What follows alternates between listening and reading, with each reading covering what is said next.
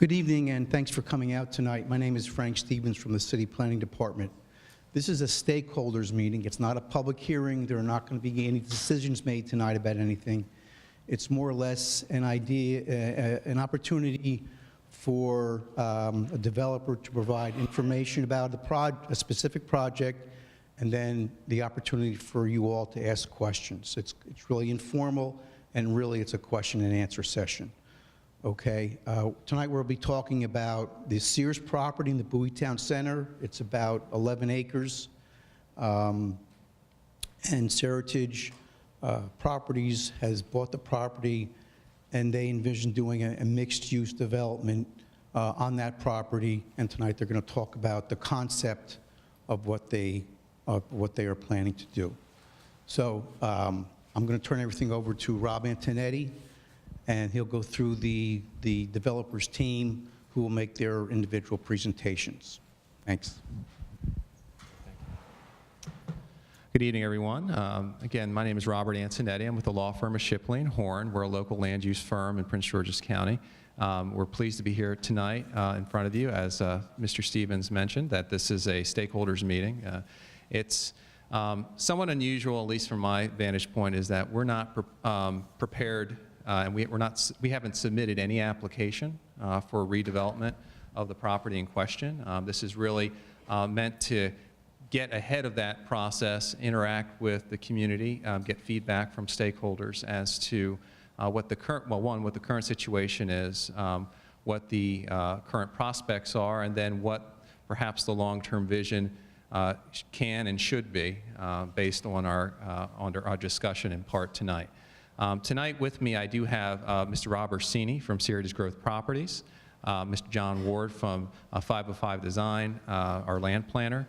I have Mr. Anirban Basu with Sage Policy Group here to talk a little bit about the economics of what's going on right now. I have Mr. Mike Lenhart from Lenhart Traffic Consultants. And I have Mr. Chris Rizzi here from Bowler Engineering, the civil engineers and landscape architects for the project. To not belabor it, as you know, the store in Bowie, the Sears, has closed.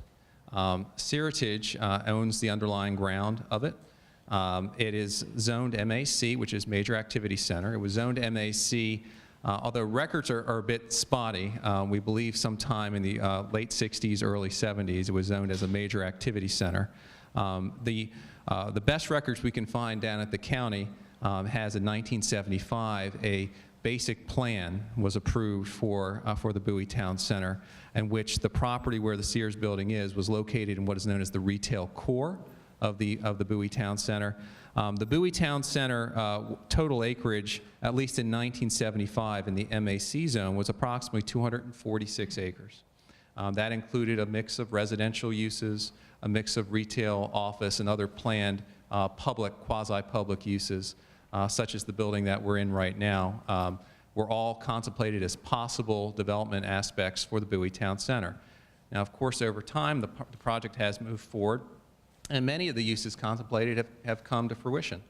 In fact, looking from the outside, and some of the folks in our team have come in and looked at it and looked at this site and what potential is here, the comment was, wow, this was really visionary, that there was this common approach to public amenities, City Hall, healthcare amenities, the Bowie Health Center, the Senior Center, and the gymnasium, the fire EMS station, all these things that have developed over time, the road network, the ring road network around the mall itself.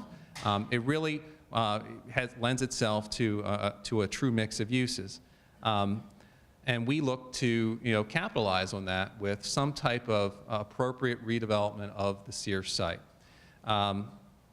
As I mentioned, it is zoned MAC. The MAC zone does contemplate all the mix of uses that exist in the Bowie Town Center. I will say from residential standpoint, the MAC zone does allow up to from 10 dwelling units per acre as a minimum up to 47.9 dwelling units per acre in the zone. This project and the redevelopment that we're proposing here won't even come close to that, but that's all within the parameters of what the MAC zone allows.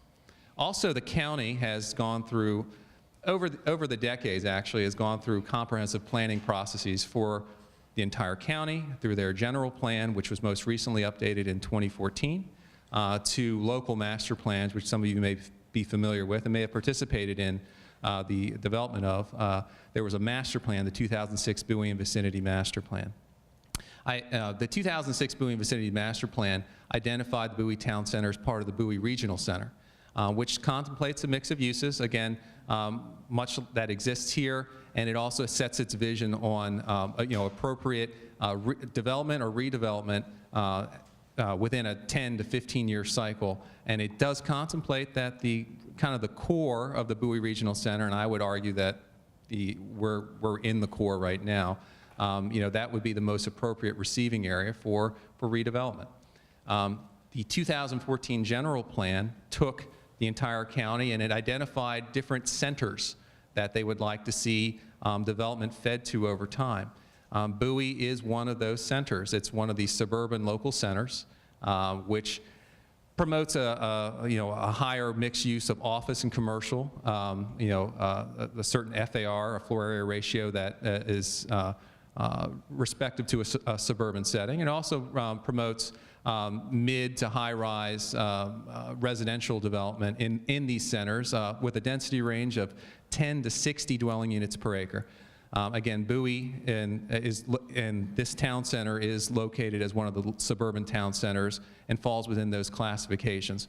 Again, just mentioning it as backdrop for what is contemplated both in the countywide planning as well as the local zoning. And again, going all the way back to 1975, this is pretty much ground zero for where the Bowie new town was, where the most intense uses were supposed to happen. So with that as a backdrop, when we have our next application, again, we don't have an application on file, we haven't prepared one, it would be, there's a multi-step process in development in the MAC zone. The first step is a basic plan. There is a basic plan that's approved for this project. It's been amended. We would have to seek further amendment of that. That process would bring us back to the city, before the planning board, before the city council, and then down to the county for final review and approval. That would set out general land use types and locations, and for our purposes, we'd be seeking a designation of a certain mix of uses within the 10.5 acres or so, or 11 acres roughly, that is the Sears site. And that would be basically the limits of our basic plan amendment. The second application in the MAC zone is known as a comprehensive design plan. It takes further development aspects for what you would want to develop on your site, certain details about buildings particulars, heights, materials, setbacks, some more specifics about ranges of units, ranges of commercial and office uses, et cetera. And then the third step in the MAC zone process is known as a specific design plan. It is the plan that shows actual elevations, actual materials, parking numbers, landscaping, lighting, all the specific details of a development, so you really know what you're looking at, and that's what the development will be. Any building permit or grading permit would be measured specifically against that specific design plan. There is a specific design plan for the retail core. It's been amended at least 16 times.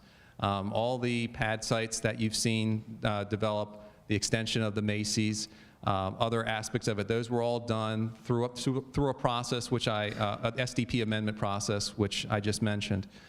In fact, I think the last SDP amendment, ironically, was for the Sears site. It was for the Sears Automotive Center, which had closed and had been now has been redeveloped in the BJ's restaurant, which I think is doing quite well, despite the circumstances of the larger Sears facility, which it's not related to, now being closed. But it is doing well, and we hope that that's a harbinger for things to come. Whatever the mix of use that we are able to designate and pursue and hopefully get approval for, that the BJ's will remain, and that its success is really an indicator of the success that's the potential success for whatever we develop and propose for the rest of the site. So with that being said, that's the zone. That's some of the history. It's a bigger history than that, but hopefully that sets the table for what we're here to talk about tonight and what the process will be coming forward, which we will be engaging again the public process, and there'll be many opportunities to vet out more details, and those details will get more specific as we get towards the end of the comprehensive design zone process, which is that culminates in that SDP application. So with that, I'd like to call up Robert Orsini from Seritage Growth Properties to kind of speak a little bit about Seritage, the site, and the philosophy moving forward. Thank you, Rob. I hope everyone was paying attention there. There's going to be a test at the end of this presentation. There is a lot Rob talked about there. I'm here to tell you a little bit about our company, Seritage Growth Properties. We're a publicly traded REIT that was formed in 2015, where we purchased 240 Sears and Kmart locations nationwide for the purpose of redevelopment and long-term ownership. We've leased 8 million square feet in the 3 years we've been in business and have activated 100 properties for redevelopment. We typically develop properties in one of two ways. The first, and frankly the easiest way for us to develop them, is to reuse and re-tenant the existing buildings. Here in Bowie, we've been marketing this site for a number of years with no success. And that's why we're here this evening to talk to you about redeveloping the property in its entirety. I think we have a real opportunity here in Bowie. We have a strong market that can support a multitude of uses. We have a community that's very active and affluent, and we feel like we have a mall owner in Washington Prime Group and a department store anchor in Macy's that are both supportive of our redevelopment efforts. I envision a project that's mixed use in nature, and we're going to describe that here this evening. I look forward to working with you and coming up with a plan that we can all be proud of. Thank you very much.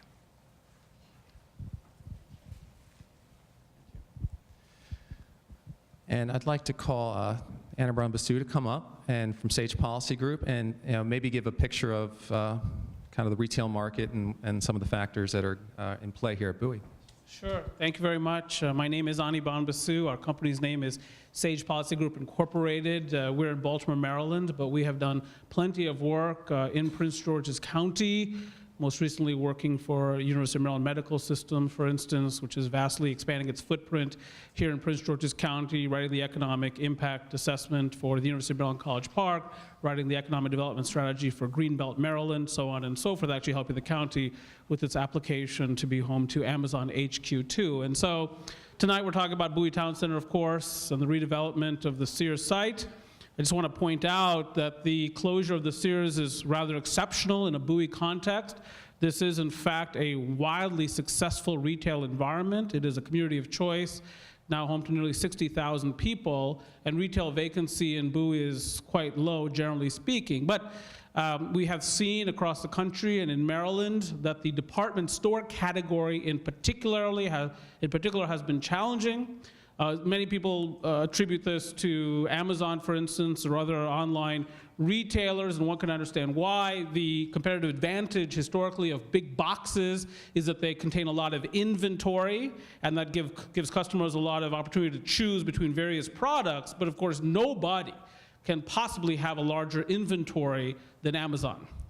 As a result, it is Amazon that is most directly impacting those big boxes. But the competition between the big boxes themselves, the department stores, is also quite fierce. Even before the onslaught of Amazon, significant competition between Walmart and Sears and Kmart. And if you think about what Sears has been historically, it has sold clothing, tools, appliances. Well, one, of course, can buy appliances in many places, whether at Best Buy or at Lowe's or Home Depot. One could buy clothes at Walmart and many other places. One could buy tools, of course, at many places. And so the competition is what it is.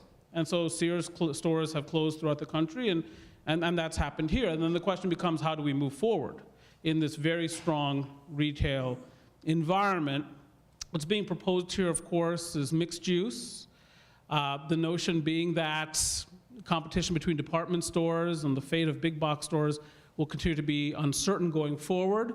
And there's an opportunity, for instance, to introduce new components in a mixed-use setting, let's call it a mixed-use anchor, that would reinforce the roughly 80 stores that remain at Bowie Town Center, anchored, of course, by a very strong department store, but many, many other stores, and that the notion might be if there is a residential component to this, and I don't think we've heard that yet tonight, but if there is, that would reinforce demand for a Famous Footwear, or for a Starbucks, or for other players at Bowie Town Center or elsewhere in this community, and that is sort of the notion. I also want to point out that it is harmful to have a vacant store of that size, encompassing roughly 133,000 square feet, that it sends the wrong message to enterprises that would want to locate, including retailers or service providers, because the Bowie Town Center is home to plenty of service providers as well, optometrists and so on and so forth, to send a negative signal that this may not be as vibrant a community as we thought, or that things are moving in the wrong direction.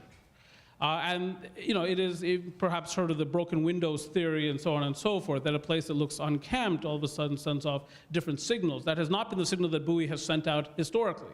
Bowie has sent out the signal that we are a prosperous, vibrant, rapidly growing community, and that should, I think, continue to be the message.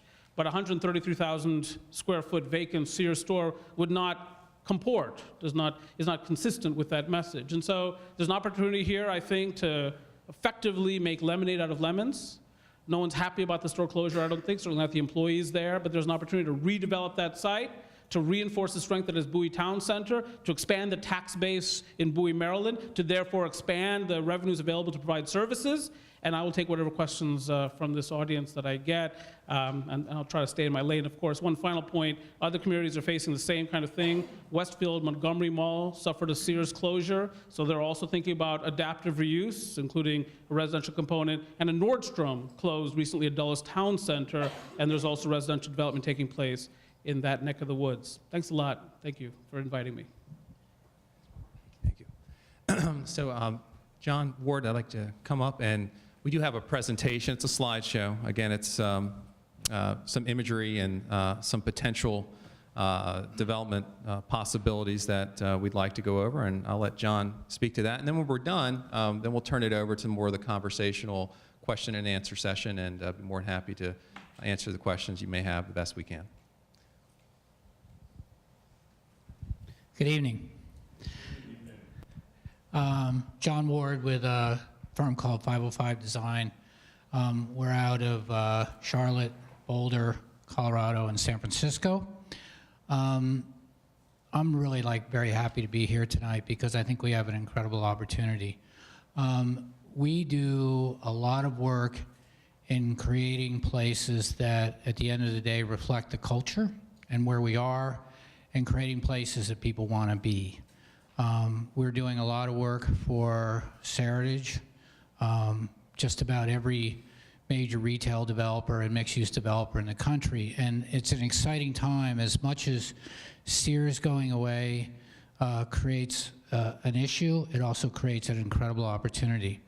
And that is that in today's world, people are looking for integration, and they want to be around other people that are doing different things, and that the notion to be able to create a place that is a mix of uses where we have people that live, people that shop, people that work, people that stay, people that visit, creates a vibrancy and breathes life into a project like Bowie Town Center that is an incredible opportunity. So, see if I can make this work, because where am I pointing? So this shows the overall comprehensive land use plan, and sort of a lot of the stuff that you were talking about earlier in terms of the amount of uses. We're certainly right in the center of all of that. This is the site of the Seritage parcel and the mall. If you can see the red dash line that's on that, and it's also on these plans up front, that is the specific site that we're working on at this point. So it encompasses the Sears building. BJ's is part of that. Comes all the way down to Evergreen Parkway, over to City Hall. So you can sort of see that's the overall property in itself. Clearly, if you live in the community, you probably know the existing conditions. This shows the property as it exists today with the mall. So what we're talking about doing is bringing a lot of uses to the site. And when you do that, you create, as I've said, a place for people to shop, to dine, to live, to be entertained, to work. And when you do all that, you create a real draw and continues to strengthen this property as the heart of the community. That when somebody comes to visit you from out of town, this is where I'm going to bring them, right? This is where I want them to be. You know, the residential gives us lights at night, gives us activity, gives us safety, gives us a lot of stuff that improves, I think, the DNA and character of the project. This talks about the proposed land use. So right now, we have Collingwood up at the top, and the more commercial uses are on that part of the site. So when we talk about whether it's office or hospitality or those kinds of things, that they will tend to be on that more vehicular road and more commercial side of the project. As we come south of the project, then we start getting into where we think the residential uses would be. So the residential uses begin to abut the residential neighborhoods that are around us, and there's a very strong connection that happens from, trying to get this one.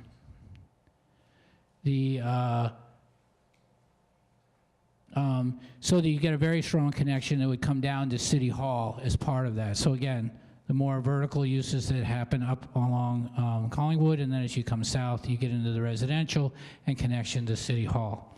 So very important as part of thinking about how one uses the land. So what are the kinds of uses that we're talking about? We talked about retail and restaurants. You know, how do we begin to attract the kinds of restaurants that we'd like to have in this community?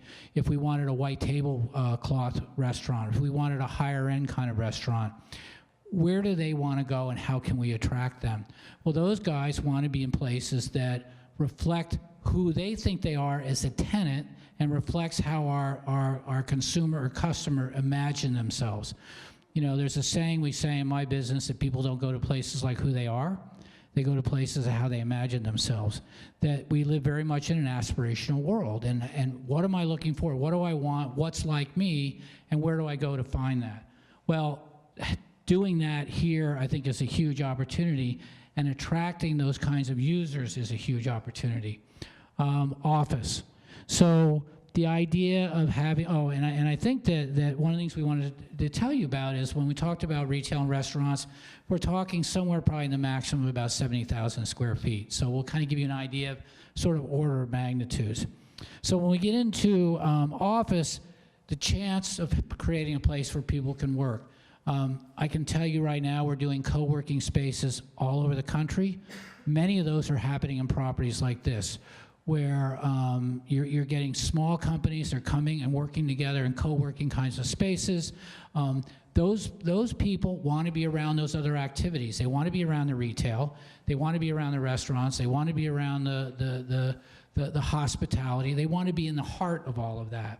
And so, you know, it's a place for entrepreneurs, also potentially maybe educational uses, that there's a need in the community for space for that there's a lot of different kind of uses and activities that we can bring to the site, which begin to fuel the uses that we have as part of it. And right now, we're talking about maybe 80,000 square feet of office space. Residential. For us and what we're seeing around the country, and we're working in probably every state and every city, is residential is hugely important. To have people who are living there, who are there 24 hours a day, who are providing that kind of activity. And I'll tell you, for a project like this, instead of it being dead after the stores close, you now have people there all the time. So for us, it adds a huge safety factor. It adds people to use the restaurants, to use the retail. But again, it more has to do with yet another use of people that come together that are different than the people that may be working there. And it's that interaction that's very important. And right now, the proposal is up to 800 units of residential as a part of that. And the images sort of give you the idea of the scale and character that we're talking about as we go through this. So the idea of elevated living, the idea that there are shops and restaurants that are at the ground level, adding a level of sophistication and freshness to this market. Hotel. It's another thing that now when people want to go visit places, they'd like to stay in the middle of something, right? They don't want to be the hotel that's out on the highway. They want to be in the hotel that's in the middle of the vibrancy, where the restaurants are, where the retail is, where the office is, all of that. So the notion of thinking about a more boutique kind of hotel, only about 150 keys, so this is not a huge hotel, but a hotel that is consistent with the character of the rest of the project and the character of the kind of place that we're trying to create within this development. When you do the creating the kind of places that we're doing, and the residential and the office and the hotel, and on the site we're doing, we will have structured parking. You know, the notion about parking related to the residential, when we talk about, there's a phrase you'll hear as we go through the process called deck wrapped, and that's residential. It basically wraps the parking decks in the center. So you don't see the parking deck, it's hidden by the residential around it, but that parking is really developed and is mostly associated with parking for the residential. But we have the hotel, we have the restaurants, and we have the shops, and when you want to get that kind of vibrancy and density in the internal part of the project, then we have to have a place to park them. So as we do parking that's associated with those kinds of uses, they'll be clad and hidden. I think there's a lot of examples that show you the kinds of things that we're thinking about. And that hotel is maybe 5 or 6 stories as a part of this. For the hotel and then the structured. The other thing that I think is really important is the public space. Where does it all come together? Where can we create a sense of enclosure and safety and vibrancy and energy?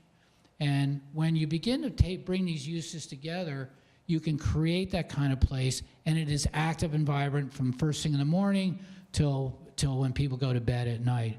And so the notion about having outdoor dining and the dining going out on that, people that are living can be out in that space. The office workers can use that space. People that come in the hotel will be out in that space. We can it'll be green and lush. It's a real place to connect, where we bring all these people together. I mean, look, today, people want to be around other people. We have a saying that we use a lot now, that the young hipsters and the cool oldies want exactly the same thing, and it's really true. And oftentimes, the only thing that separates those two things is price. So the kinds of, what's happening in the culture and what's going on and what people are looking for is what we're trying to create, that real sense of vibrancy. So it's sort of the outdoor living rooms. And I think the other thing, and certainly programmed events, and then the whole notion about a promenade that connects directly over to City Hall. So, you know, you're talking earlier about thinking about the future of what was seen happening here, the notion of tying the retail to the stuff that we're talking about doing over to City Hall. It becomes a great place that people think about as being a center of their community. We really can't forget about things like technology and planning considerations. You know, we talk about sustainability, very important to us, not just sustainability from an energy and water and all of that sort of stuff, but also sustainability of self. And that's creating a place that not only makes you feel better as a person that lives, works, eats, and stays there, but also an environment where all that is very important. So the notion of green technology, solar, sustainable design, all the way down to beginning to think about, and it's something we're doing a lot of now in dealing with, you know, the future of Uber or Lyft, or the technologies and the kinds of transportation and things that you're going to see down the road are all things that we think very deeply about now, because it's interesting, because the people that use that stuff are going to live here and come here and be here. So I think it all comes back to this notion about creating a mixed-use environment that we think is a great engine to be a part of Bowie Town Center and continue, because everything's going to feed off of something like this. They're going to be a real complement to each other. And you know, I think the goal at the end of the day is that when your aunt comes in from out of town, this is where you're going to want to take her, because this is a place that is vibrant and energy filled and is really in alignment with where our culture is going. I think I'll leave it at that.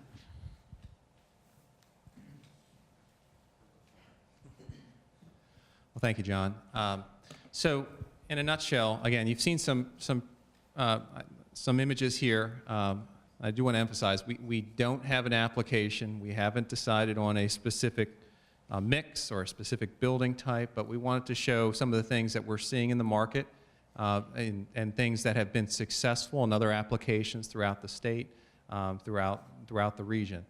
With that being said, just to recap, as a placeholder, we did show that a mix of uses as maximums, again, we haven't decided on any specific number, we were showing up to 800 multifamily units, maximum, up to 75,000 square feet of retail, primarily in the form of first floor retail with opportunities for a pad site or two as an independent restaurant in the center of this public space street network that could come together on this rather compact site.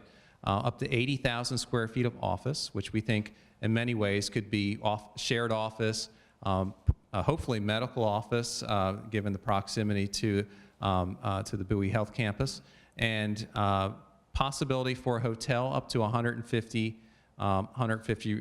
rooms. That being said, I do want to emphasize it's not a big site.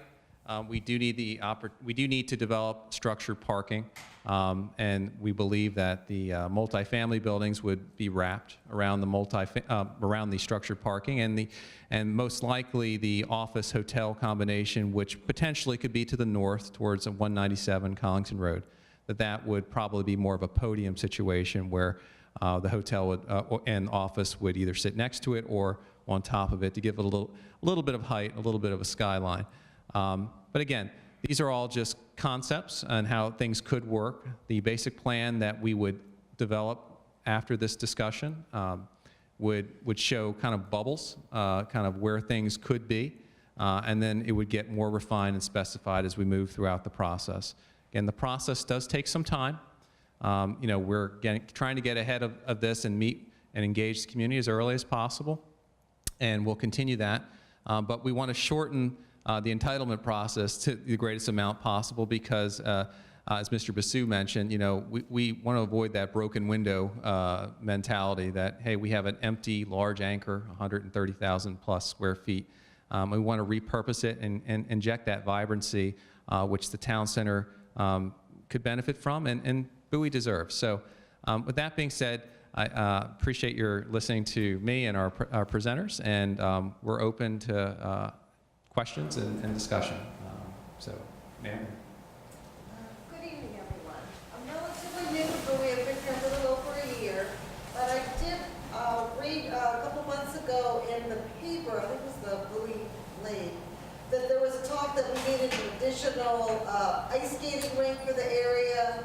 We also needed, there was a discussion about the basketball courts for the young people and having space for that. And I was wondering if a building like this or this area would be able to accommodate the basketball courts, an additional skating arena, and possibly a swimming pool, which I think would be nice, one that could be used by county residents, sort of like the Fairland pool over in western PG County, right in Montgomery County. So that way we don't have to go all the way down to FedEx for the pool. And some people can't necessarily afford the private outdoor pools here in Bowie.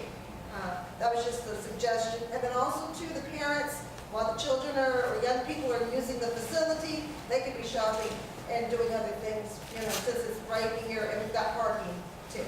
Thank you. Ma'am, you're first. Given the existing footprint of the present series, we're talking about internal parking, 800 units apartment building. If you had to estimate, and just give me a guess, how many stories high are you anticipating 800 units to take you? I'll let John answer that question. Again, it's not set in stone, but what the possibilities are.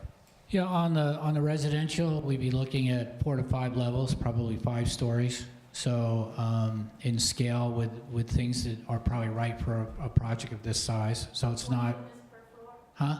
40 units per floor? No, it's probably about 5 stories in height. It's probably going to be more than one building from a residential standpoint. You don't want to have humongous, you want to have a scale that's sort of appropriate. I mean, we're sort of creating a sort of a village here, or a urban village. So the number of units will have to do with size of the building and units per floor. So we're not that far. Sir, on that? Yes, I know you mentioned office space, and you kind of laid out some of your ideas for office space. Is this going to be Class A, Class B office space? What are you talking about? And then it seems like it won't attract any like substantial office presence, it sounds like, because you're only trying to attract small medical and small like entrepreneurs. That means it's not going to really turn out to be where people live here and work at the same place, because it's not going to be the same type of capacity for like these larger organizations. And you know, with regards to what the office could be, I think I'm envisioning Class A office space. And when we throw out, you know, workspace, WeWork type office sharing, you know, that's just picking up on a theme in a market that's you know, seems to be doing well and picking up steam. But it could be a single user that could take over, you know, a corporate user that could take over the building, that would want to be located kind of in the mix of all these uses as well. So I didn't want to foreclose the opportunity for either one. I think we were just pointing out to a trend that we're seeing in the market. So it could be more than just that. Yeah. To be clear, do the residential units include condominiums or just apartments? Right now, we're envisioning rental apartments. All Right now, just conceptually all rental, yes. Ma'am, first, and I'll come over here, I promise. So I heard the term urban village, and what comes to mind when I hear urban is more or less family friendly and more single, professional, younger population. So I'm not sure how we're trying to market it, or are we trying to attract that, or? That's a great question. You know, one of the reasons you're doing mixed-use stuff today is that you really want people from sort of all walks of activity. When we do these, kids' play areas are very important. The idea of the family there during the day, the mom there in the morning, the mom and the dad and the kids there at night, using that space. So if we don't, so I use urban in that we have enough uses that fosters creating the kinds of amenities and things that we want that can be done at a very high level and quality, because you can fund it when you do that. And what's kind of funny is if you can fund doing those really great amenities, that's the place that people want to go, because the amenities are really good. So I think that absolutely very family oriented. But you know, what happens is during the day is the mixes will change and the vibrancy will change. But the point is to have it vibrant from first thing in the morning till last thing at night for us. So. Well, actually, ma'am, let me go here and then I'll come back on this side. Ma'am, back. Hi, I had a question about the retail, and I know that the design is now a mixed use, but because the median income for Bowie is probably $80,000 or more, is there a way that you can secure like high-end retail? It's right in the center of everything. That way, the residents here don't have to go out to Annapolis or other areas. Great question. Thank you. I'll let Mr. Orsini speak to that. I would think that would be our plan here.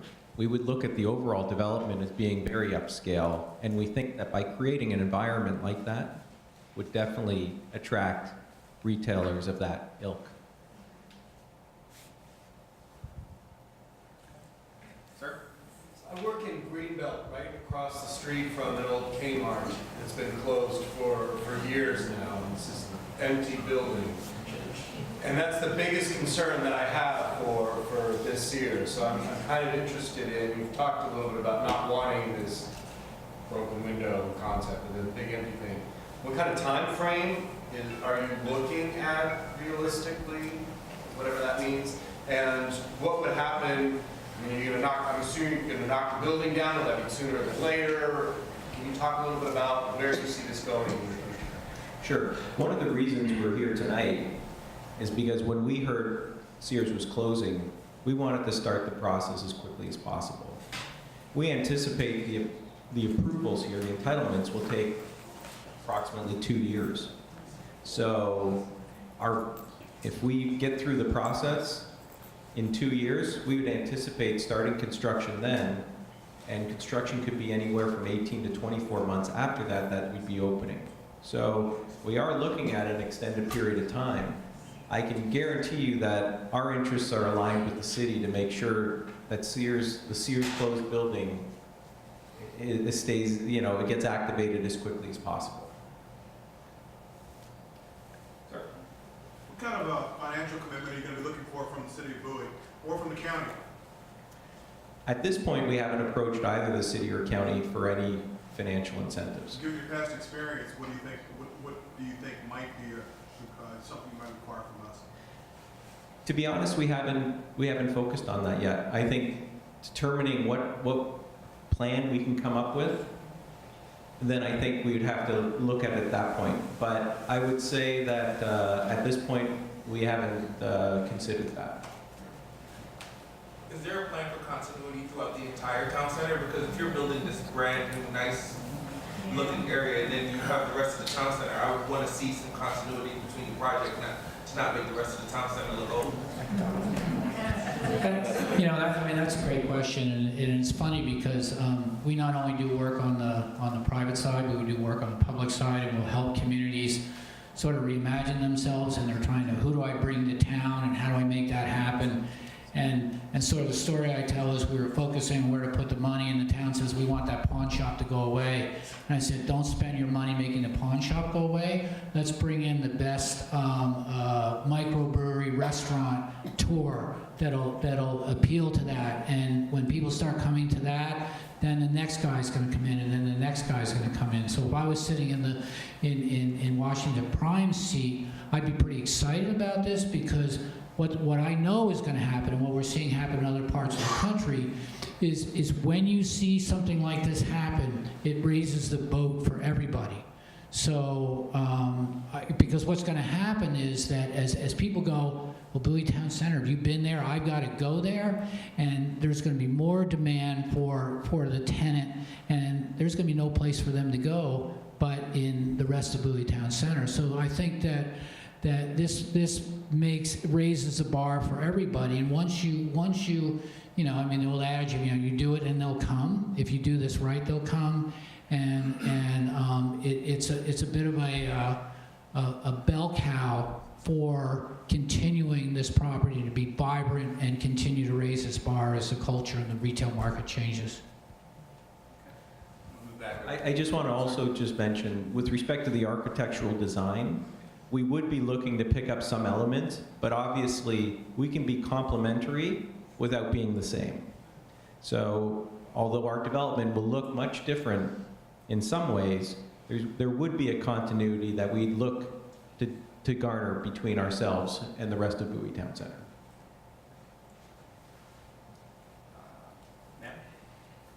So I have two questions in reference to the Sears building. Have you considered maybe another large retail like Floor & Decor who's looking for places? And the other question I have in reference to the commercial space, are you finding that in the area, do you have office spaces that we don't have enough office spaces in this area that we need additional one with this development? Well, let me answer the first question. So we've been marketing the space for a number of years now. We have a large leasing team. We have relationships with all the major retailers, and we've been unsuccessful to date. some of the reasons are you have a Sears building that is 2 levels, which, there's only department stores would even take a space like that for the most part. So we know the department store industry is in shambles right now, and there's no department stores that seem to be growing at this point. So for someone to take that building, it's difficult. Someplace like Floor and Decor, I mean, they're expanding. They may be expanding. We haven't heard that they're interested in our particular site here in Bowie, but I can tell you our leasing team, as I mentioned earlier, the first thing we look to do, it's the easiest way for us to add value to a property, is to release the existing building. We would much rather find a tenant and release this building than to go through this entitlement process and do a large mixed-use project. We are doing this because we haven't had any success on the leasing side. Any other questions? Can you repeat the other question again? The other question is in reference to the commercial space, the Office office space. space. Are you finding a groundswell of, from my understanding, there's a lot of vacant office spaces already in Bowie. So are you, Well, do you know something that I haven't observed? We've done some preliminary market studies, and we believe the office market, especially for Class A space, is relatively robust. So we think in the medical office fields, as I said, co-working, educational, we think that there's some opportunities there that, a project like this could attract a particular and special user. Sir? So I guess go back to the office space. I mean, to be honest, the amount and volume of office space really dictate a substantial portion of your tax base, which of course the counties could use that and so in the city. But if it doesn't seem like you're attracting a material amount of office space, which you got property taxes coming from and income taxes, and based on your idea, you would also have personal income taxes associated with it, which substantially contributes to the base of the community. Unlike in Montgomery County, you look at that, they are building, really complex mixed-use areas, but this seems like such a small scale in comparison. How can we help bring ours up in a direction that helps us plan towards that scale? Right, I understand what you're saying. I think one of the things to keep in mind here, we are working with less than 11 acres, and we're adjacent to a regional mall. So we have some limitations as to what we can actually fit on the site. One of the things we're trying to do to get the additional density is we talked about structured parking and things like that. So we're working on ways to try to increase that density. But when we look at the mix of uses, we think it's important to have an equal mix of those uses so that they can feed off each other and we get the real synergies. If any one of those uses dominates the development, then you don't get the same synergies that you would get if you get all the different uses together. Hi, I'm Heather Tonelli with Prince George's County Economic Development. And one of my questions was, do you have set-asides for local contractors, or what's your policy for a building? Do you use local contractors? I think each locale is different, but I can't comment on what we've done in other communities regarding that at this point. And my other question is, have you been able to tabulate what the economic impact would be if you were able to max out the rooms and the office and the hotel, like you said, if you got to that point yet? Not yet. Ma'am? I have a question. One of my observations has been that there are regularly vacancies already in Bowie Town Center. They usually don't stay vacant for long extended periods of time, i.e. 3 or 4 years, but there are regular vacancies. And I'm going to have to speak for the members of the community who, while we do want to see the site developed, we moved to Bowie because we didn't want to live in Washington, D.C. It's right off of 50. We like the fact that we don't have a huge traffic problem right now. We like the fact that our emergency services runs at night without wearing the signs. And I just don't want to be, personally, a hub of activity for people coming from other areas and flooding Bowie at night. That's just me. But I like the quiet, I like the small town feel of Bowie. While it's contemporary and very convenient, I really don't want to see a big population boom because I don't want to see Montgomery County here. I really don't. Well, I am part of this community, and she does not speak for me. I would like to see more development, more retail, more high-end restaurants. So, just a comment that I agree. My concern about the rental units. Can I get this question first? I'll come right back, I promise. Ma'am, she's had her hand for a while. So you mentioned that your company has purchased and redeveloped over 200 Kmart and Sears. Can you give some examples, maybe something Maryland, DC, Virginia, where we can get an understanding of how you took that space, redeveloped it, and how it's helped those particular communities? In Maryland, we haven't completed any of those projects as of yet. Down in Southern Virginia and Virginia Beach, we repurposed an existing Sears building where we brought in multiple tenants and repurposed it that way. We're working on a number of large mixed-use projects like this, but again, all of those are in the infancy stage. So there's nothing that I can point you to that you can go and touch and feel. And there's nothing in Maryland at this point in time that has been completed. We own the Sears in Cockeysville, in Hunt Valley Town Center, and we also own the Kmart in Edgewater. Are there plans in place that you could discuss? They're preliminary plans. I don't think I can discuss them at this point in time. Question, I realize the first and best thing to do would be to repurpose that building to a new tenant. If that is out the window or impossible at this point by the looks of it, have you given any thought to pre-construction demo to take that empty store off the level and just level it out and plant it green, and at least people can see that something's happening? I have to say we haven't thought about that. I think that as we move through this entitlement process, we'll move more and more, hopefully, towards a mixed-use project. But if we hit some snags, we would hate to have torn down a building that maybe we have to get back to that and look at doing the best we can at that point in time in the market. So I would venture to guess that we probably wouldn't knock it down unless we were 100% confident that things were going to work out with our plans. Well, you never be 100% confident in anything. So, I mean, Right, but you can understand how we could be losing a opportunity. Same time, you've got the broken window concept Right. that you want to get away from. Yeah, and we won't let the building go into disrepair. Obviously, there will be no tenant in there, but we'll make sure that we maintain the building and keep it. Well, my concern is basically you got the Sears closed on this side, and now we've got the food court closed on the other end of the block, basically. Right. So, it's not looking no good right there right now. Right. Ma'am, we'll come over Just here. a couple of things I wanted to kind of piggyback.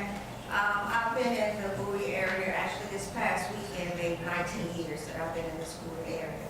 Like one of the ladies said over there, I moved over here because I didn't want to live in DC. Thank you. However, like another one of the young ladies over here said, I would like to see higher upper end stores, restaurants, that type of thing.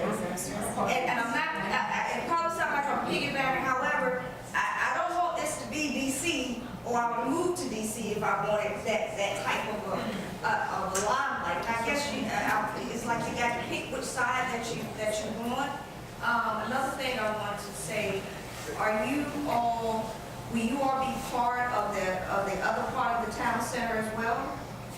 Because I think someone said, we're going to have this new section over here, and there's gonna be the We'd still be regular? integrated, You yes. still, it'll all be like one? Well, it would all be designed to work together, Okay. but they're two separate ownerships. Washington Prime Group owns them all. We have agreements between us in terms of how people move between the parcels, how utilities work, and so on. So there's agreements between us on how the property is managed and taken care of. So that will all be coordinated. Okay, because I've noticed there have been a lot of ins and outs in the Right. town. I've seen a lot of stuff come in, and then the next thing I know, they're gone. Right.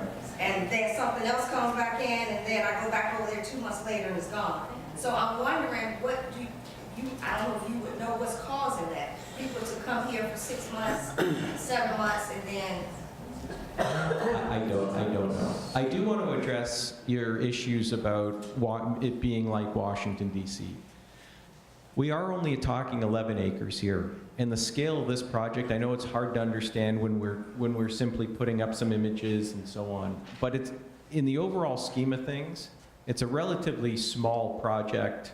Like, it's not going to be something that's going to overwhelm Bowie. It's going to be a place, and it'll be a special place unto itself, but it's not something that's going to change the nature and character of the community. I think it's just going to be an addition. As you said, I think, high-end restaurants and places to, high-end retailers. This is the type of development that will attract those types of users. And I think that will only be a benefit to the community overall. So I promise to come back over here. Who haven't I called on yet? Just a couple of questions.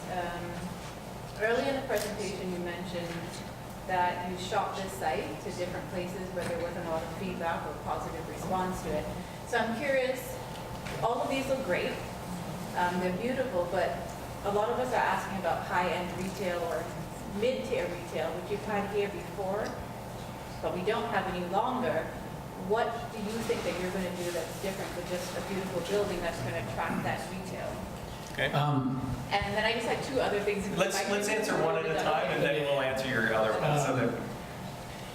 They're all good questions about sort of the high-end retail and the existing center and what we're trying to do. We work with a lot of retail around the country, and so this is, I'll make this as short as possible, but I actually get asked to speak about this. Average is over. If you're an average store, if you're an average restaurant, if you're an average department store, you're not going to last, right? And why is that? The same reason Amazon's so strong. This is the same reason why all this is happening, in that people's awareness of what's available to them is so more prevalent than it ever was. So people are online, they see that. I see that food. I'm watching the cooking channel. I'm watching Iron Chef. I'm watching all that stuff, okay? That is absolutely driving where we're going today. So the change and morphing in the retail industry is all driven by that. And what's happening is that you're going to have less stores where somebody's doing 500, 50 companies doing 500 stores. You're going to have 8,000 companies doing 5 stores. The whole idea about digital native brands, right? This whole idea about buying online, we talk about Amazon. Well, in the last year, I've spent a lot of time with leasing guys who are having guys coming to them who are digital online brands, that it's costing them too much to find customers online because there's so much noise in the ads and all of that they're going, I got to open a store, okay? So know that's coming. And that's good for all of us because you want specialty and higher end stores. I'll tell you, it is coming. And what's going to happen is and so now where do those guys want to be? If they're not opening 50 stores, where do they want to be? They want to be where the people that they're trying to sell to want to be. Where you want, if you go how you imagine yourself where you want to go, if we can begin to create a place that is in alignment, we have an alignment problem. We have an alignment problem between the brand, the consumer, and the place. So again, if we can get this seed planted, this whole center will flourish. I mean, we know the developer that owns the rest of the center. They do great stuff. They'll be, I mean, they're going to be sitting there going like, this is the best thing in the world because it has just amplified the desire of who we are in the market. And that's what's driving all of this stuff. I 3 hours if you wanted, but no more. Yes, yes, please, go ahead. Two questions. So, I just want to know, have you considered entertainment? So, I think Bowie is typically a very family-oriented community. Have you looked at things like building into this model indoor entertainment centers where people can congregate? I think someone mentioned something along the lines of a public facility, but, you know, I've seen this in other counties in Virginia and so forth. And the last thing, you talked about the building and not wanting it to become vacant, but have you considered smaller stores, like breaking it up into maybe 4 pieces or something with mid-size retailers? Yes. So I'll answer the entertainment question first. We would consider that, but we do believe that there's some entertainment users that are coming to Bowie Town Center in the near future. So we think that that fill that void. I don't think we would, if that's successful, I don't think we would be looking to also do something on our parcel with respect to that. So, and the second question again, sorry. I was just saying, with retaining the current structure, it would be, you know. So yeah, when I talk about leasing, although we talked about department stores, we've also looked at, because of the size of the footprint of the building, we can't do anything smaller than, say, 30,000 feet, because you need to get loading and services to those particular tenants. So we've talked to all those, I'll call them mid-size boxes, in addition to department stores or other tenants that could fill that space. Ma'am?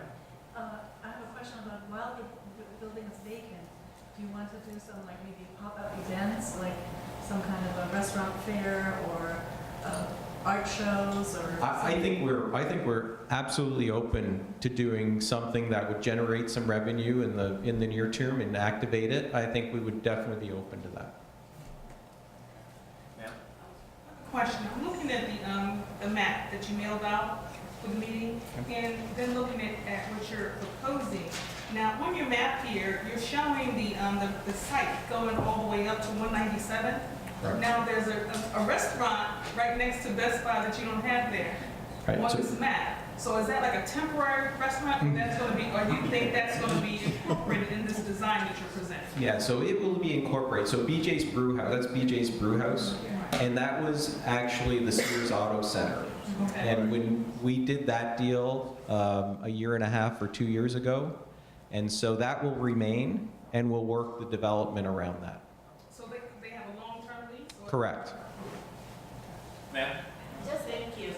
So, given what we know so far, right, we see the best case scenario. But you all, if I'm not mistaken, now own the parcel. So let's talk worst case scenario.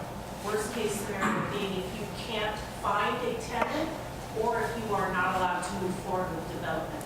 What does that look like? Well, as I said, I think that if we're not successful through the entitlement process, you know, we'll have to see what, at that point in time, we'll have to see what our options are. It would obviously depend on why we were unsuccessful going through the entitlement process. Maybe that would require us coming in with a new plan that meets the desires and needs in order to get the approvals. Or as we said, maybe it means going back and seeing the market at that point in time and seeing if we can release the existing building. So at that point in time, in 2 years, once you attempt the entitlement process and let's say are not successful or do not have the support that you need. That's correct.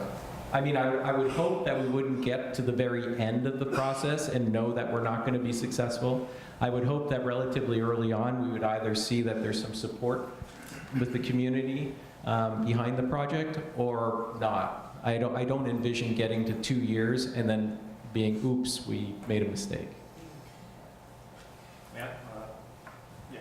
Just a FYI, Bowie does not have any type of banquet facilities. So for weddings, reunions, proms, things of that sort, I think the closest thing to us would be Martin's Crossings in Greenbelt or Camelot, which is in Mitchellville. So that, I'm just throwing that out there as a possibility. I think that's where possibly with the hospitality or hotel, I think there could be a situation where you have some facilities in there that could accommodate things like that. Ma'am, and then I'll go to you, sir. While you're making your plans, are you also checking into how it's going to impact traffic for our area? Because I noticed since I moved here, I didn't know all of this. Crofton is building a huge senior living complex. And as it is now, since I'm traveling different roads around here, traffic can be really tough now. And I envision it getting even worse over time if they're going to be doing a lot more building on Anne Arundel County side. But if you're also talking about building on the PG side here too, are you looking into ways to make traffic more bearable for the community here? Because we want it to be relaxed, we don't want to be stressing out every time we leave the house. So with regards to traffic and transportation, that is absolutely an element of review for those multiple applications that we talk about. It involves detailed study, detailed analyses of what intersections are impacted, how those intersections operate, what their level of service is currently, and that's on a letter grading system. We also look at the distribution of trips, where they're going to go. One of the neat things about mixed use is, right now you have kind of a single-use retail, and they impact traffic basically at pretty set patterns when the store is open, when it's closed. Mix of use really has a kind of more of a spread out, more of a balanced impact in terms of traffic generation.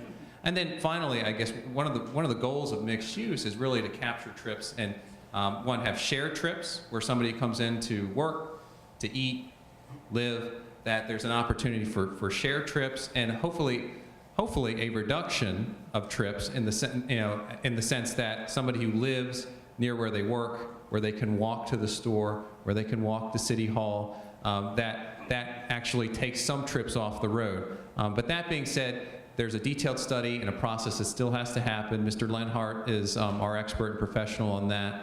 He has taken a cursory review, an initial view at it, but the detailed transportation study, which will be required with those later entitlement applications, those haven't been prepared yet, but we are going to submit that. We're going to be evaluating against all the city standards, all the county standards, and we'll live with those results, and we'll implement the improvements that are required based on the impact from whatever development moves forward.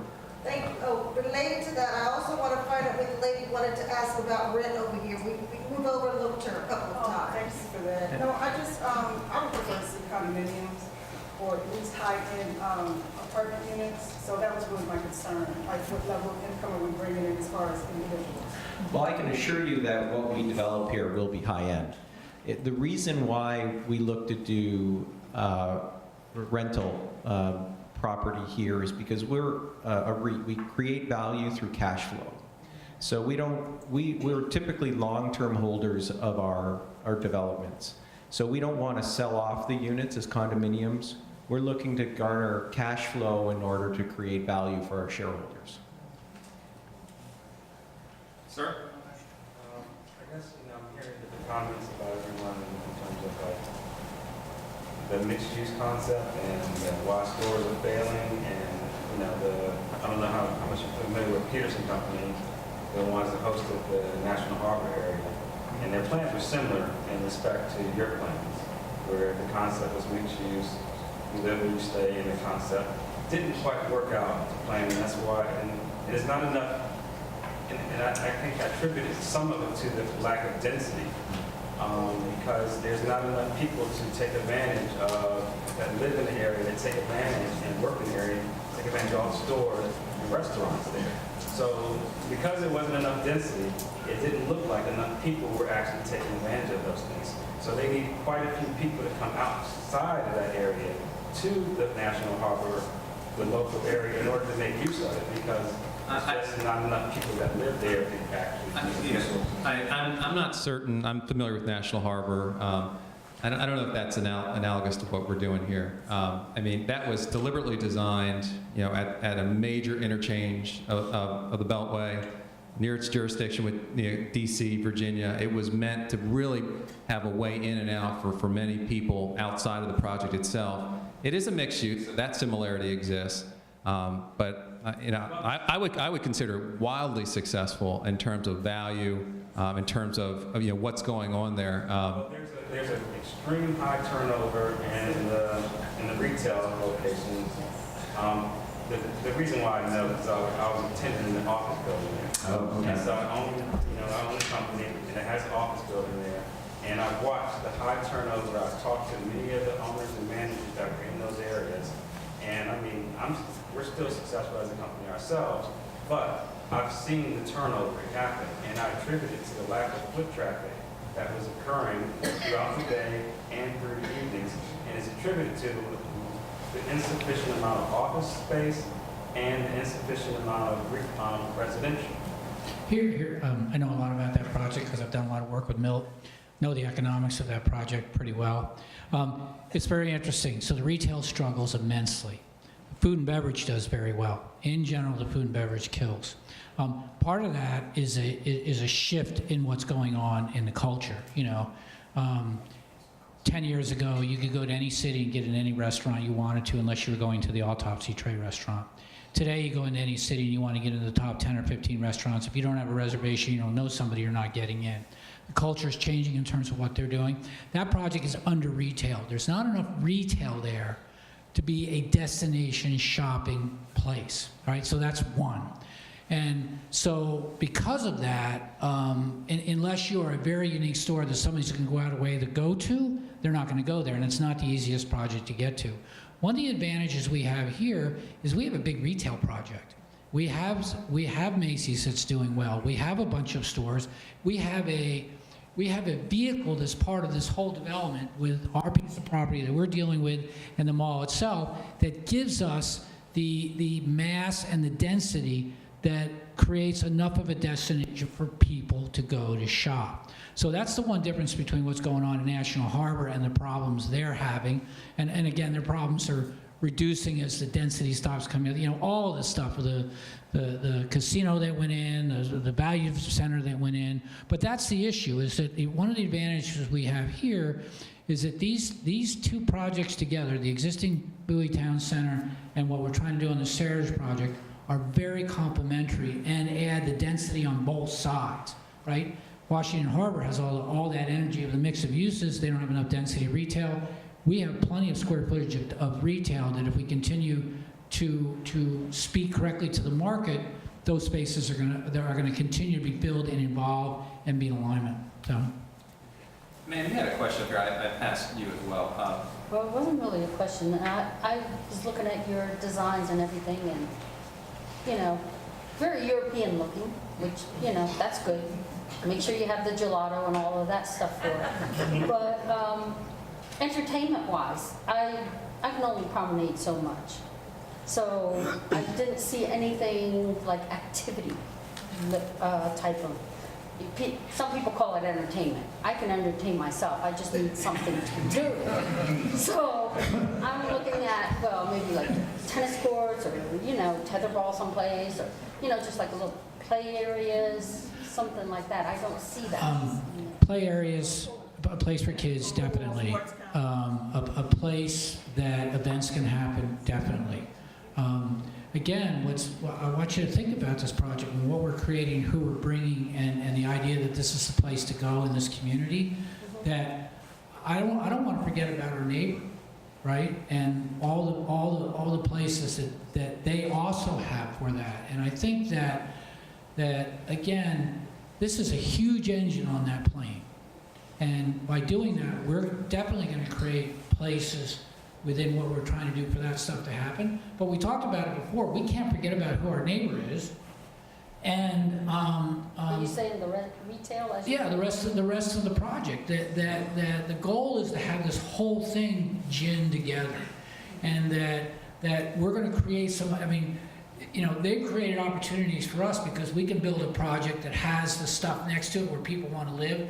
You talked about rental housing and all of that.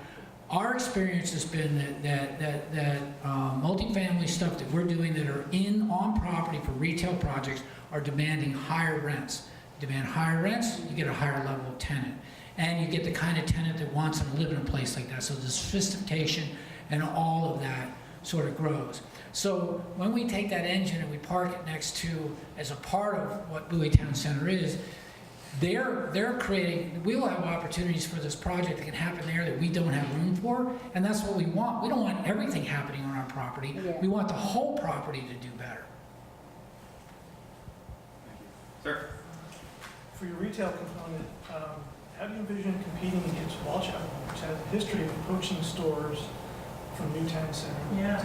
And also not be competing against other retail within the city of Bowie? For instance, Marketplace was redone, and there's pads still waiting for the first tenant.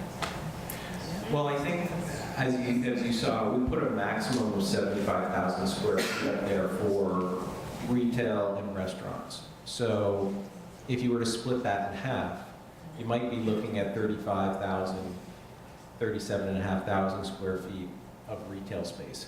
I expect it to be smaller shop space, service-oriented, because you have residential on the site, it can be more service-oriented and less as competition for the mall space. In terms of what's happening and what I call it the retail suck up to Crofton, I mean, that's unfortunate.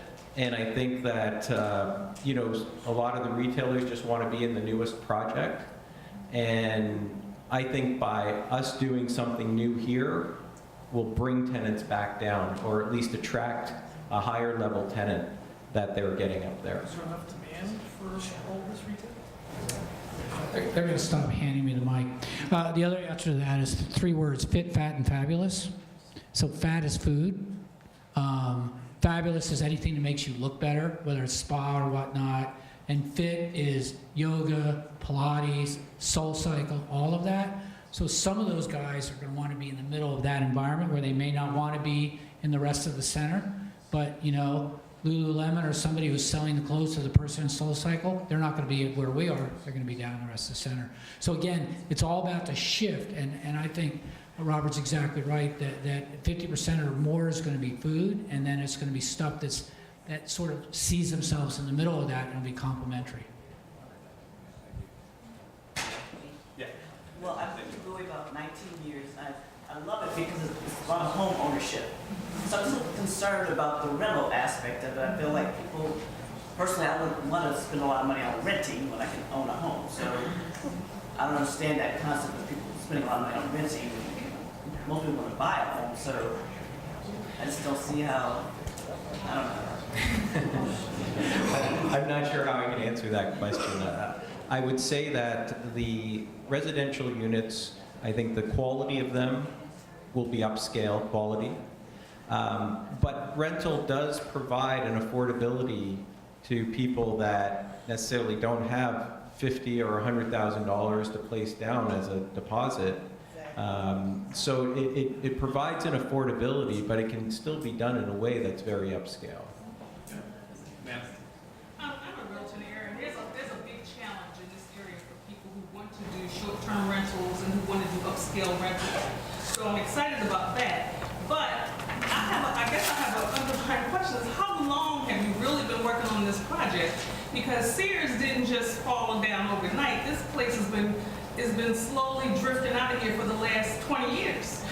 So when you're looking at it, and all the questions I've heard people ask that really were questions that kind of sink your teeth in, you say, we haven't done that yet, we haven't done that yet. Well, this is information session, and then the first thing that you said is there's no application for the redevelopment yet. So what are the next steps that you're going to do, and what have you really done already besides just giving us this information?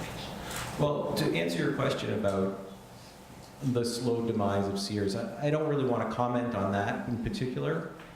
But when we purchased the Sears and Kmart locations, the purpose was to eventually redevelop them all.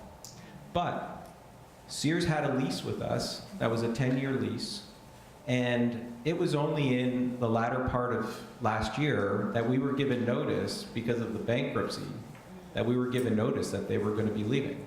So it was news to us. When you heard about it, we heard about it, and we've gotten on it. I feel we've gotten on it as quickly as possible to make sure that we address this as soon as possible. And again, just there are multiple entitlement applications. There's a basic plan, CDP, and STP, those acronyms I threw out earlier. So those those are coming next, and it'll start with a basic plan, and then it'll be the next application you'd see.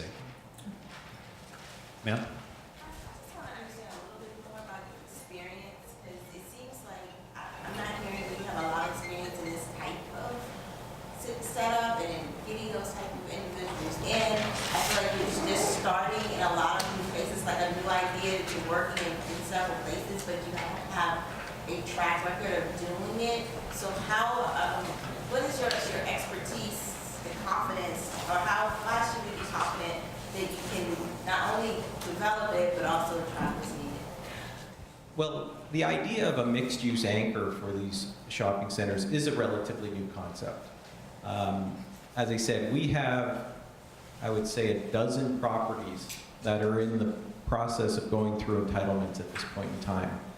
But there are a number of examples that are out there that have been very successful. Maybe John has some experience with some that have actually opened and show that success. But we feel very confident in the model, and we feel that this project in particular can be very successful.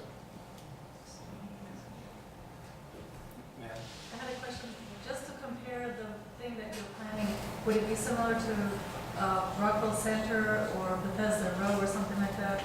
Like Rockwell Center, they have concerts there and events. Great question. Next week I'll be back out here. We're working with Federal Realty on Bethesda Row. What's interesting about it, it was one of the first projects of its kind, and now it's a little bit long in the tooth, and how are we going to continue to think about improving that, advancing it, and dealing with the same issues we're talking about here about who the retailers are, and how do you do that. To go back to your question about where to go look at, so you've got to remember, when did you guys form? 2015. All right, 2015. We'll be, we talked about maybe take us 2 years to get through entitlements here. Most of these aren't built yet, I can tell you that. We're working for Howard Hughes, Rouse, Brookfield, all these guys, Simon, you name them, right? Some of them are just going under construction, but we know, the reason we know they're gonna work is because you have guys that are experts in the residential world that know where the market's going and what the demand is. It goes right back to what you were talking about before, that, it's sort of, this is kind of a new thing in terms of putting these things together on an existing retail mall site, right? But it's all driven by where the culture's going and what people want. So, I don't know how many I can point you to mixed-use projects that are like this that weren't done on a mall site, because the mall site opportunities didn't really exist until these guys started going dark. So, Sears was the first one that flew the plane into the cliff, and they won't be the last one that does that. And look, I don't use my clients, so I have to say good things, but they're one of the first guys out of the box that were figuring out that you weren't just always putting another box in a box, but I'm going to create something that has much more long-term value, that will be more relevant to the culture for a much longer time. Because they're long-term, and these aren't guys picks and flips. These guys that are in it for the long haul. Ma'am? As far as multi-use areas and housing, we're talking about high scale or upper scale housing.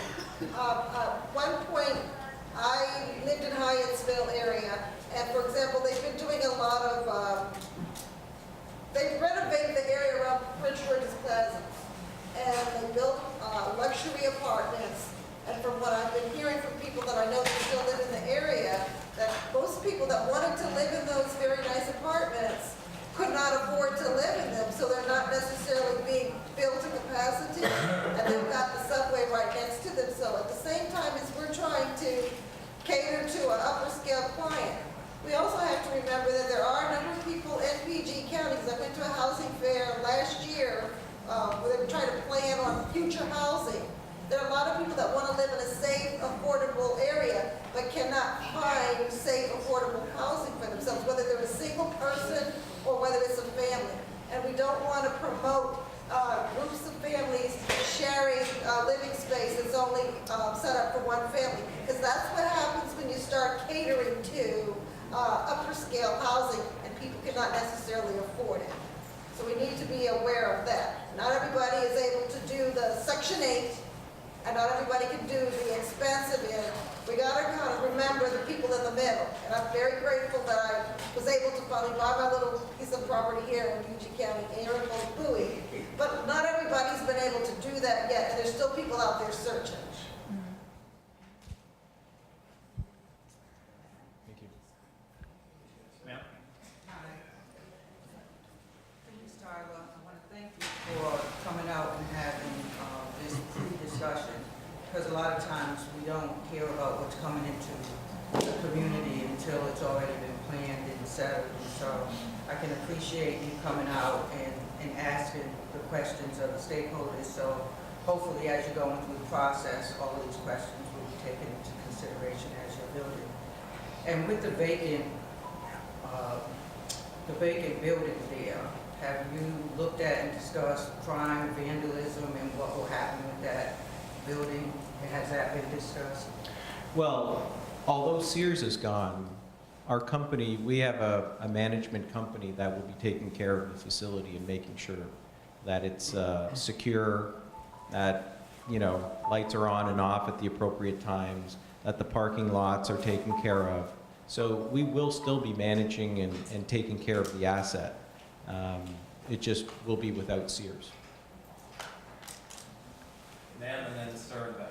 Sure, yeah, actually to tail off of your comment, I actually wanted to express appreciation because as you all are owners of the parcel, it's encouraging to me that you're not just looking to let it sit for 10 or 20 years and let the land increase in value. Wouldn't be a good partnership with the community of Bowie. So I wanted to express appreciation to see some of your best work here. Thank you. Thank you.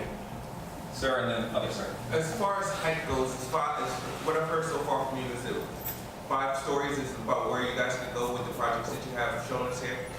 With respect to the residential, we can see up to 5 stories, what's called 5-story wrap product, which is wrapped around a parking garage.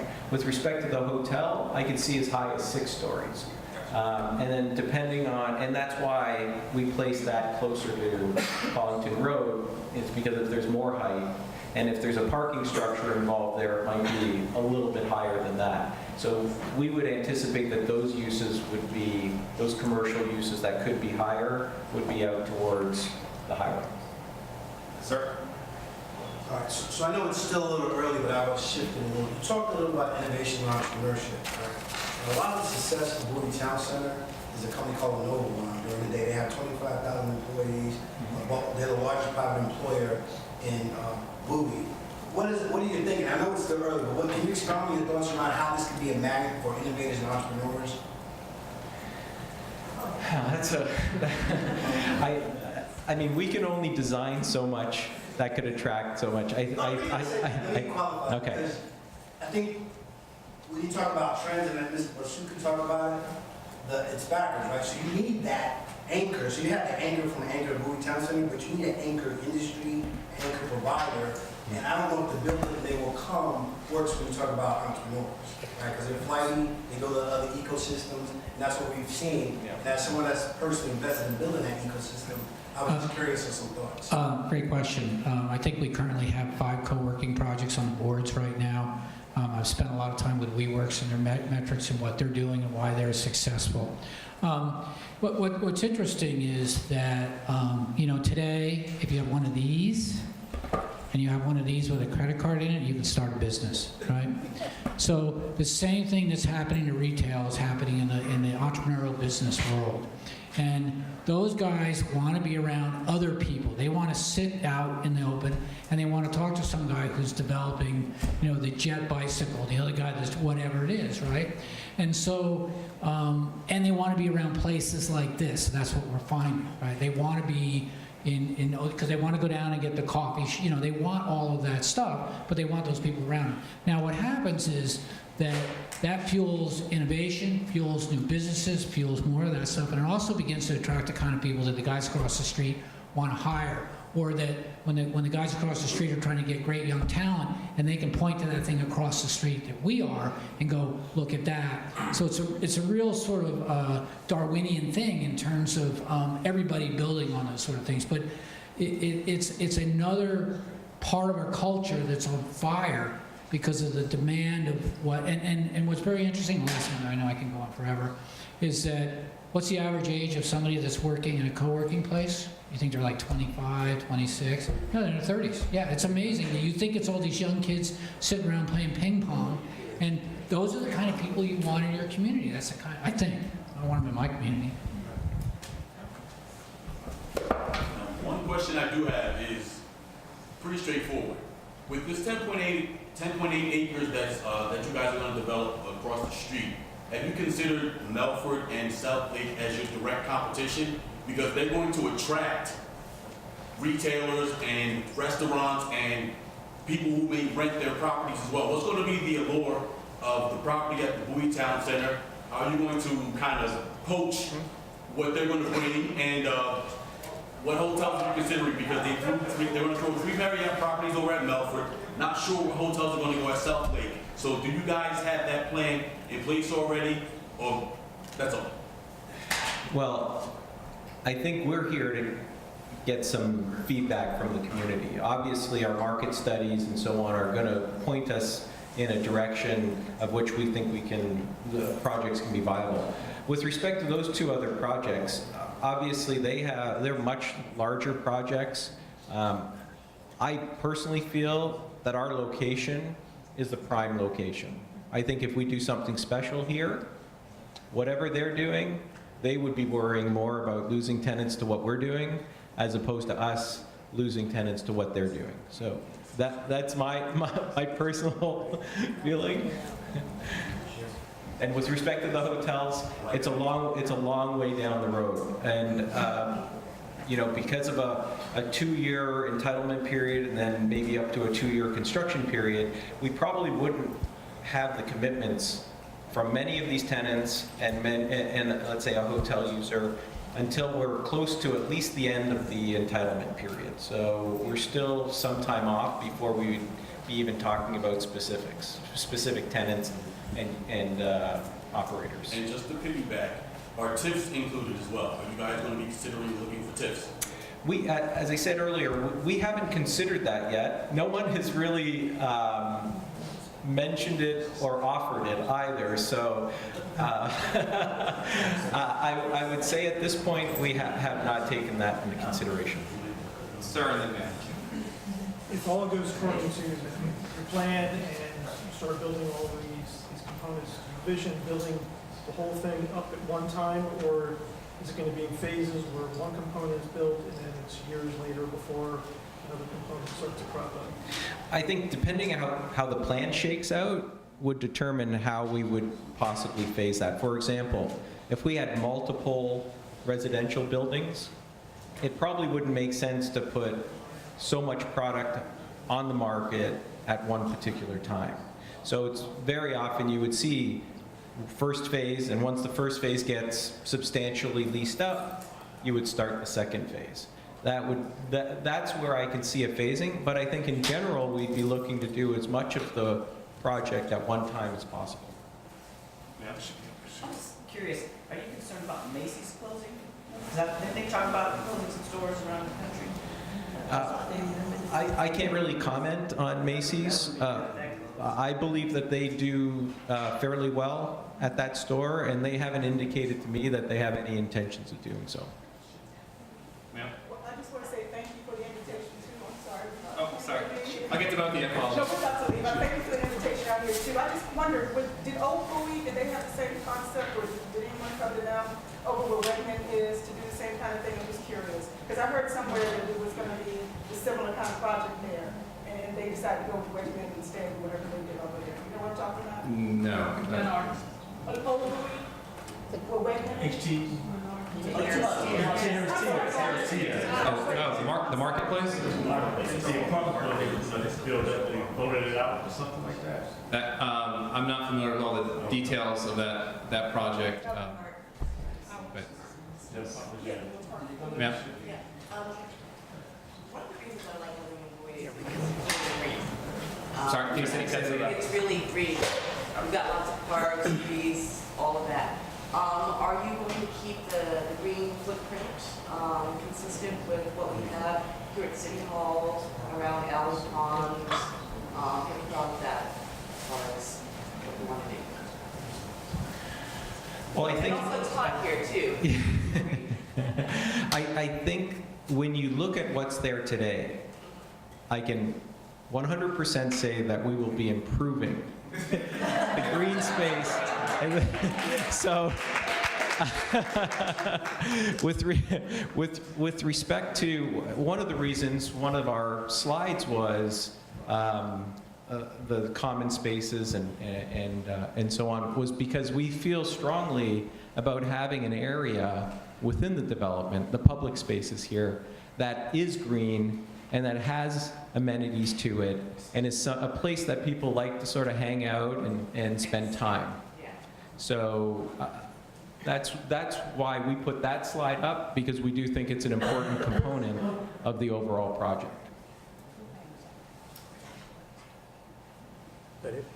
So, That's it? John wants the last word. You guys asked like really good questions. It was interesting from where I sit, because I kind of consider myself a social anthropologist, is you were really concerned about the quality of the place, and the kind of questions you're asking is not what you wanted, but what are we creating, how is this a part of my community, and trying to tell us a little bit about how you see your community that informs what we do. That's pretty nice, you know, for me. I just had to say that, and I'll shut up now. And I do appreciate you coming out. It's impressive for a first meeting to have this kind of turnout. It really shows that Bowie is a community that cares. And I think that's important, and we look forward to working with you to come up with a plan that we can all be proud of.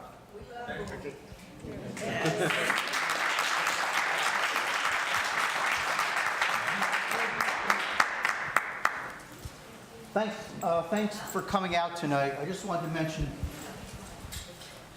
that you would please sign your name on the sign-up sheet so we can let you know about the upcoming meetings whenever they're going to be scheduled.